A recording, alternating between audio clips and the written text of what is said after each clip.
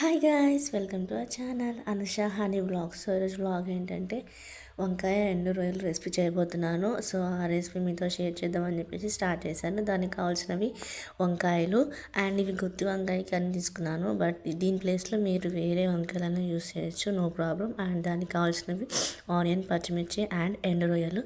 వాటిని మంచిగా ఒక ప్యాన్ పెట్టుకొని ప్యాన్ హీట్ అయ్యాక ఎండు రొయ్యలు వేసుకొని వేయించేసుకోవాలి. మీడియం ఫ్లేమ్లో వేయించేసుకొని వాటికి ఉన్న హెడ్స్ని అన్నిటిని క్లీన్ చేసుకోవాలన్నమాట.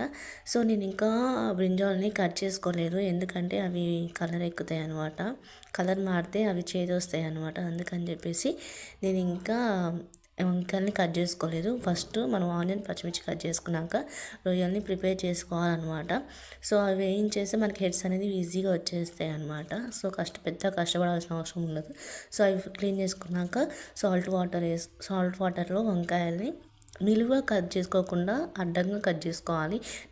నిలువ కట్ చేసుకుంటే ఏంటి అంటే అవి తొందరగా మెత్తబడిపోతాయి అనమాట. సో కొంచెం మెత్తగా ఇట్లా ముద్దలాగా వచ్చేస్తుంది కర్రీ. సో మనకు అట్లా కావద్దు అంటే అడ్డంగా 4 ముక్కలు కట్ చేసుకుంటే సో వంకాయ ఎట్లా కోసామో అలాగే ఉంటుంది అనమాట, మంచిగా వేగి.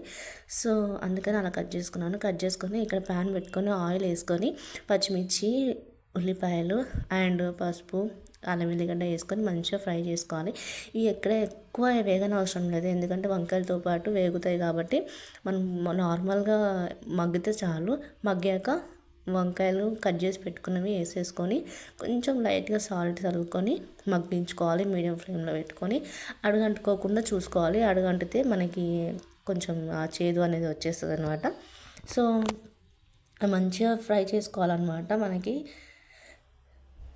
మంచిగా ఫ్రై చేసేసుకొని సాల్ట్ వేసేసుకొని మగ్గనిచ్చుకోవాలి మీడియం ఫ్లేమ్లో. మగ్గాక కొంచెం ఒక 1 టేబుల్ స్పూన్, మీరు ఎంత తింటారో కారం అయితే ఇక్కడ 1 టేబుల్ స్పూన్ వేసినారనమాట. 1 టేబుల్ స్పూన్ కారం వేసేసుకొని ధనియా పౌడరు అండ్ ఇంట్లో దంచి పెట్టుకున్న మసాలా 1 టేబుల్ స్పూన్ అయితే వేసేసుకొని, చూసారా వంకాయలు మనకి స్మాష్ అవ్వకుండా ఎలా ఉన్నాయో, సో అలా ఉంటే మనకి మంచిగా అట్లా తినడానికి మంచిగా అనిపిస్తుంది అనమాట, మెత్తగా అయిపోదు కర్రీ. అండ్ అన్ని మసాలాలు వేసేసుకొని కారం మగ్గించుకోవడానికి ఒక 5 మినిట్స్ అనేది కొత్తిమీర వేసుకొని గార్నిష్ చేసుకోవడమే. అండ్ దీని కాంబినేషన్ వచ్చేసి పచ్చిపులుసు అనమాట. పచ్చిపులుసులోకి వంకాయ కర్రీ నంచుకొని తింటే బాగుంటుంది. బాయ్ మళ్ళా. Thanks for watching. మరిన్ని వీడియోస్ కోసం లైక్ చేయండి, షేర్ చేయండి, కామెంట్ చేయండి అండ్ సబ్స్క్రైబ్ చేసుకోండి అనుష హనీ వ్లాగ్స్ని. పక్కన ఉన్న గంటను కొట్టండి. బాయ్.